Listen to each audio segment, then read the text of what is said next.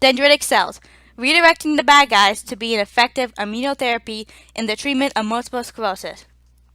I believe dendritic cells can be an effective immunotherapy treatment for multiple sclerosis, or MS. Let's break down the terminology. Multiple sclerosis derives from Latin and means many scars. In effect, MS is an autoimmune disease of the central nervous system, which includes the brain, the spinal column, and nerves throughout the body. An autoimmune disease is when your body produces antigens that attack organs and tissues within your body. An antigen is something foreign to your body that causes your immune system to prepare to defend itself. The end result is that somebody suffering from MS develops scar tissue throughout their body because their body is being attacked by itself. Why does the body attack itself? The causes of MS are not fully understood. However, we do know that axons and their myelin sheath are affected the most. An axon is a nervous system cell that branches away from the actual neuron and is how impulses are transferred from a cell body to the other cells. Myelin is a fatty white substance that surrounds the axon of some nerve cells, forming an electrically insulating layer and is known as a myelin sheath. The production of the myelin around the axon is known as myelinogenesis. When multiple sclerosis affects myelin, it causes inflammation that eventually leads to sclerosis, or scarring.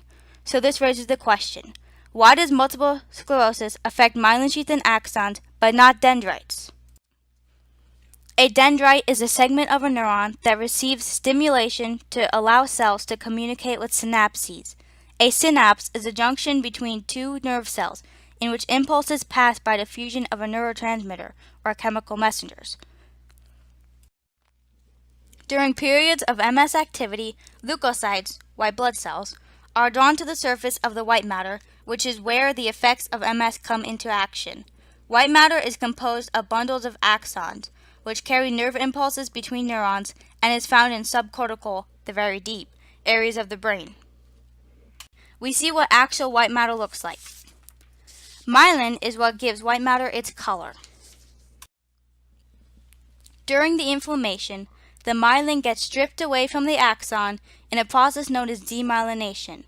When the myelin sheath is damaged, the transmission of nerve impulses is slowed or stopped, which results in the symptoms that many people who suffer from MS experience: fatigue, loss of vision, poor coordination, pain, and many others which vary depending on how much of their white matter is affected. Since myelin is what gives white matter its appearance, we can conclude that MS affects myelin because axons are found in white matter and myelin insulates axons. Now to move on to the connection with dendritic cells. How do dendritic cells behave, you ask? Well, a dendritic cell's main role is to process antigen material and present it to the immune system. So, now comes my hypothesis. Multiple sclerosis does not affect dendrites because dendritic cells play a critical role in the initiation and progression of the disease. Also, dendritic cells are specialized antigen-presenting cells that can prime naive T cells and modulate adaptive immune responses. Antigen-presenting cells are cells that display antigens that have major histocompatibility complexes, or MHCs. MHC means having the same or similar set of genes that are known as human leukocyte antigens, or HLAs. Histocompatibility is needed for organ, tissue, or stem cell transplants. What does this mean?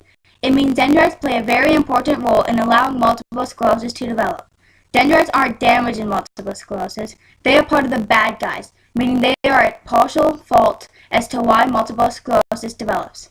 Although, scientists do not know why the immune system gets so revved up that it causes MS.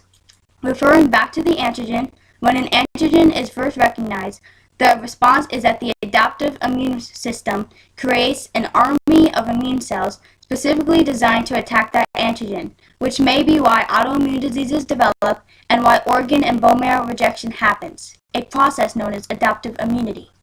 If scientists can modify dendritic cells after they have been recognized and adaptive immunity occurs, dendritic cells can be used as an effective immunotherapy treatment for multiple sclerosis.